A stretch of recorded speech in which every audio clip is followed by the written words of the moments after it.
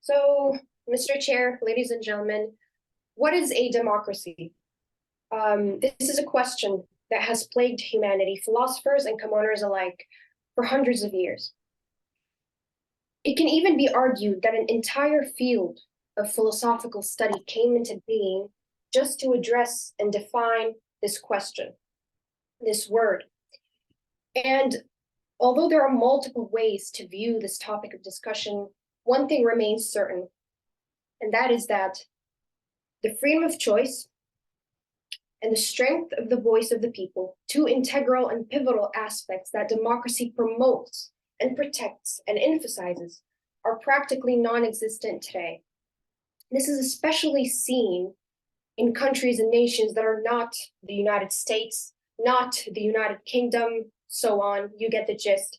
Now, I think at this point it is very fitting to partially delve into the logistics of what makes a democracy. Democracy is about protecting and promoting personal and group freedoms, right? However, time and time again, it has been proven, history has proven, that humanity has completely steered away from this general definition and the modus operandi of a democratic society. You may ask me how. Think about the phrase bringing democracy, a very loaded expression with positive but also with very negative connotations.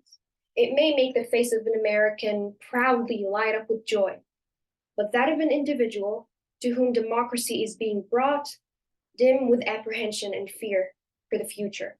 And on this note, if freedom is such a protected and promoted democratic ideal, then what makes it democratic to invade countries, other countries, in the name of bringing about democratic change and altering their political systems?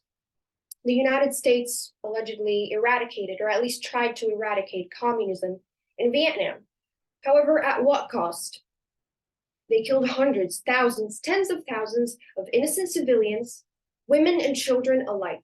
And this is where the white savior complex comes in, right? The white man imposes his values, his beliefs, and his culture on the rest of the world in an attempt to save them.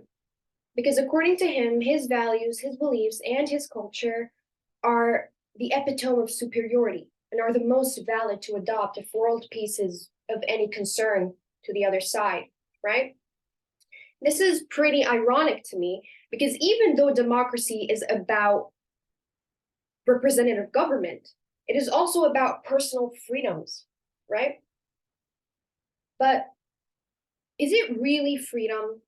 Is it really freedom at all to invade another country and for the other side to have absolutely no choice but to succumb to that glorious democratic revolution that outsiders are trying to bring about in the other side's country?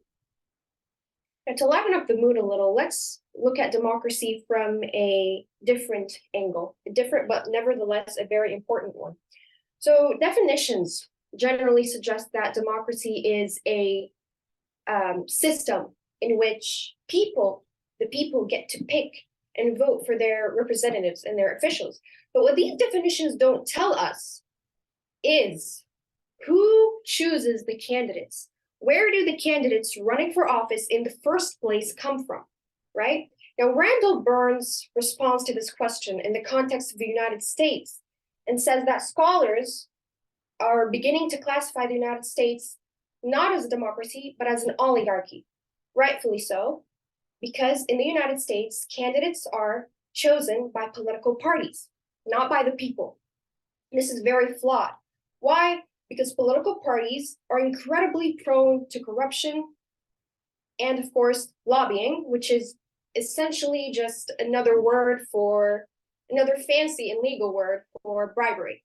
So let's consider how this works, right? Candidates for public office cannot mount a viable campaign without party sponsorship. So what do? They need capital and they need resources. So they obtain the sponsorship by agreeing to the party's terms. And then the party, assured of the candidate's loyalty to them, attracts donors. And they do this by promising the donors that the candidates will support the objectives set by the party who behind the scenes is being puppeteered around by the donors. So in other words, that the candidates will support the objectives and the goals and the agendas of the donors. And then from the donors, the party receives all the necessary funds and the necessary resources. However, this cycle is very flawed because it makes political parties conduits for corruption. Businesses and labor unions and all these very strong, invested interest groups provide immense amounts of money and logistical support to all these political parties and political candidates, right? But they don't do it out of the goodness of their own hearts. They do it in order to forcefully push their agendas forward, right? And in order to ensure the passage of laws that benefit who? Not the people, not the average citizen, not the people that make up a republic, that make up a democracy, but laws that benefit them, those powerful organizations and those powerful donors. And essentially, this is what lobbying is. It's legal, it is prevalent, it is popular. However, it leaves the well-being of the people at the whim of powerful and influential people and organizations that have enough power to sway and control political parties and political candidates. Now, to conclude, perhaps democracy is a very utopian concept that cannot perfectly manifest in real life, whether we like it or not.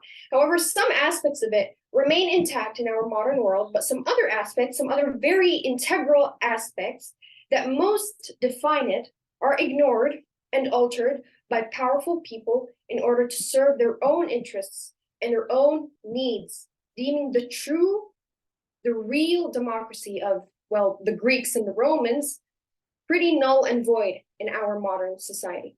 Thank you, Madam Chair, ladies and gentlemen.